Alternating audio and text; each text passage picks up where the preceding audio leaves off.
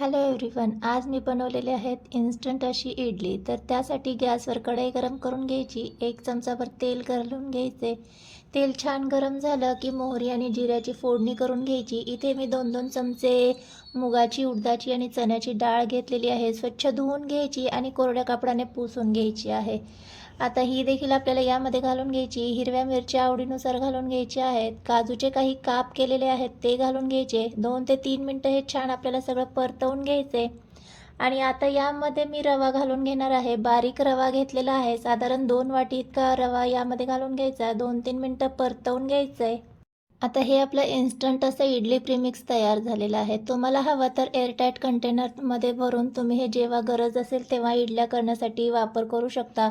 पण मी लगेच करायला घेतलं, त्यामुळे यामध्ये चवीनुसार मीठ घालून घेतलं आणि ज्या वाटीने रवा मोजलेला आहे त्या वाटीने साधारण 1 वाटी इतकं दही घालून घेतलेलं आहे। आता छान हे सगळं आपल्याला एकजीव करून घ्यायचं आहे। तर इथे पाहू शकता, मिक्स करून झाल्याच्या नंतर बऱ्यापैकी थिक झालंय।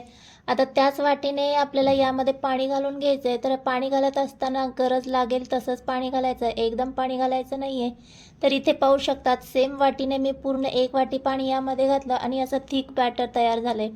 आता झाकण लावून 5 मिनिटं आपल्याला हे ठेवून द्यायचे। तर 5 मिनिटं झालेली आहेत। आता यामध्ये भरपूर अशी बारीक चिरलेली कोथिंबीर घालून घ्यायची, छान एकजीव करून घ्यायचे। तर इथे पाहू शकता, बॅटर बऱ्यापैकी थिक आहे। असंच बॅटर हवंय, यापेक्षा जास्त आपल्याला पातळ करायचं नाहीये। आता इथे आपण सोडा घालून घेतलेला आहे, कारण लगेच करत आहोत त्यामुळे सोडा घालून घ्यायचा आहे। चमचाभर पाणी घालून घेतलंय आणि छान एकजीव करून घ्यायचं आहे।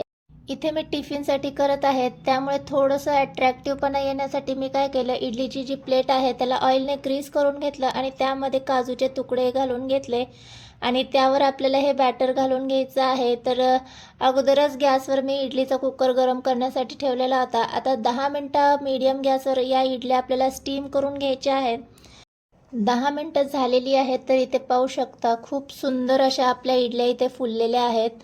आता पूर्णपणे आपल्याला थंड करून घ्यायच्यात आणि या इडल्या आपल्याला काढून घ्यायच्या आहेत। तर या इडल्या तुम्हाला कोणत्याही चटणीसोबत किंवा सॉससोबत सर्व करायच्या असतील तर त्या तुम्ही तुमच्या आवडीनुसार करून घेऊ शकता। नेहमी तुम्ही जर इडली बॅटरपासूनच इडली करत असाल तर एकदा या पद्धतीने इन्स्टंट होणारी अशी रवा इडली ट्राय करा। मुलांच्या टिफिनमध्ये काय रोज नवीन द्यावं असा जरी प्रश्न पडत असेल तर रवा इडली बेस्ट ऑप्शन आहे।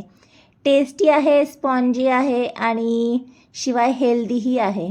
तर आजचा व्हिडिओ तुम्हाला आवडला असेल तर प्लीज व्हिडिओला लाईक करा। चॅनलवर नवीन आला असाल तर चॅनलला मात्र नक्की सबस्क्राईब केल्याशिवाय जाऊ नका।